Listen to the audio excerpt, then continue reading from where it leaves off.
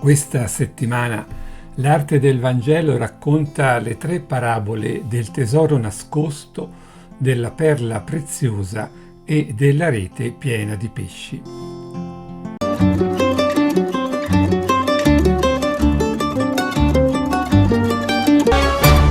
Cominciamo con l'opera di Domenico Fetti, La perla di gran prezzo, circa 1615. Fetti o Feti ha lavorato soprattutto a Venezia, Mantova e Roma nel primo quarto del Seicento. Ha dipinto molte delle parabole dei Vangeli per lo studiolo dei Gonzaga a Mantova, dipinti che ora si trovano per lo più presso la Gemäldegalerie Alte Meister di Dresda in Germania. Siamo forse nel portico di una piazza molto affollata. Lo sfondo fa intuire molte persone, alcune sono anche affacciate alle finestre. In primo piano attività multiformi. Un uomo spinge una carriola, 2 oche giacciono a terra, un altro uomo si rivolge a una giovane donna. Al centro un banco per la vendita di oggetti preziosi. Ed è qui che il commerciante vede la perla di valore inestimabile che cerca in tutti i modi di acquistare. Il pittore fa convergere la nostra attenzione su questa scena, utilizzando la colonna come una grande quinta teatrale che isola i personaggi dalla piazza illuminata, permettendo alla stessa luce di concentrarsi sulle persone. Ma la colonna possente richiama al tempo stesso l'importanza dell'evento, davvero capitale. Nel mondo romano, al tempo di Gesù, le perle avevano un valore ancora più importante che per noi.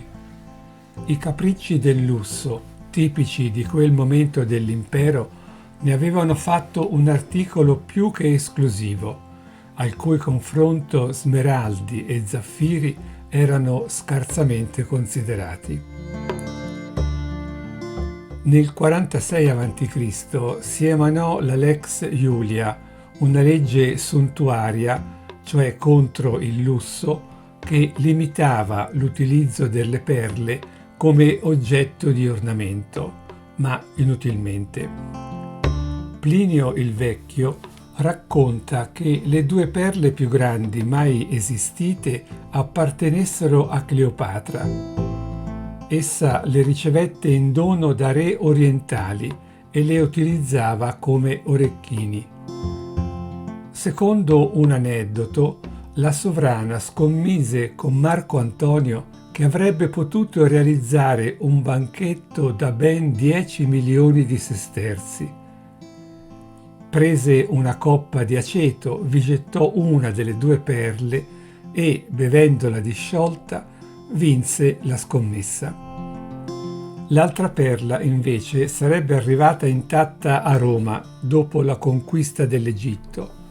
Nell'urbe venne divisa in 2 per adornare, sempre in forma di orecchini, la statua di Venere nel Pantheon. Anche l'invasione della Britannia, voluta dall'imperatore Claudio, fu occasione per ricercare delle perle. Appare evidente allora che la perla preziosa è l'affare della vita per il commerciante della parabola.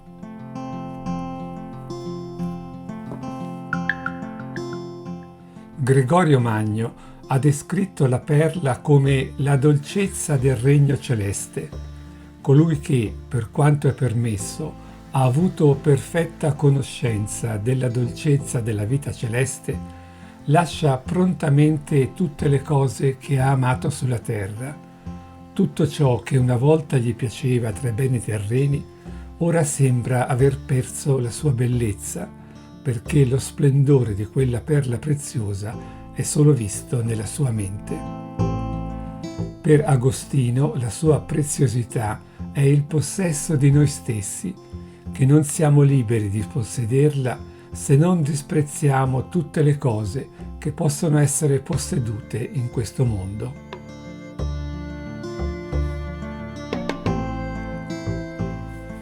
La vetrata di una chiesa australiana ci permette di vedere sia la parabola del tesoro nascosto, quella a sinistra, e quella della perla a destra.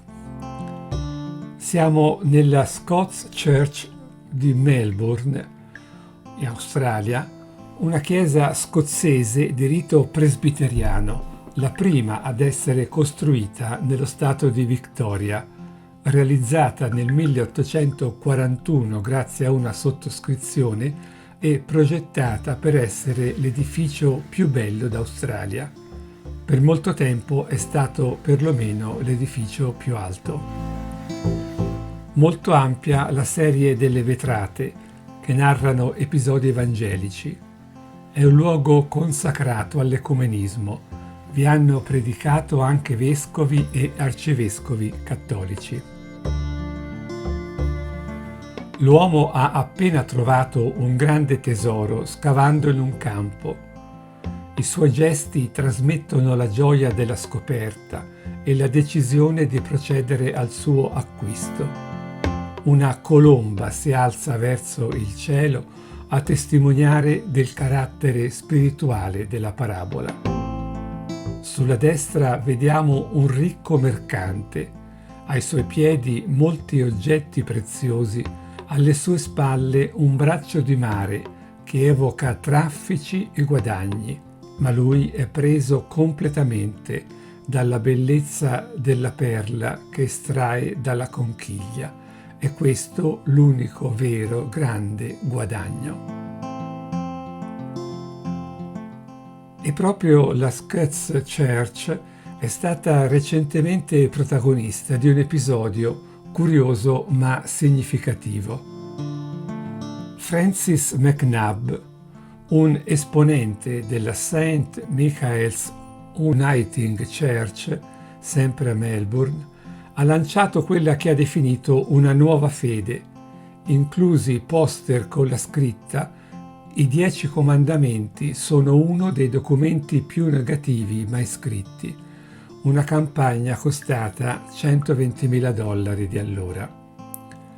McNabb descrive Mosè come un assassino di massa, Abramo come inventato e Gesù come un contadino ebreo, certamente non un dio. Molti esponenti della sua stessa Chiesa, oltre ad altri cristiani, ebrei e musulmani, hanno protestato.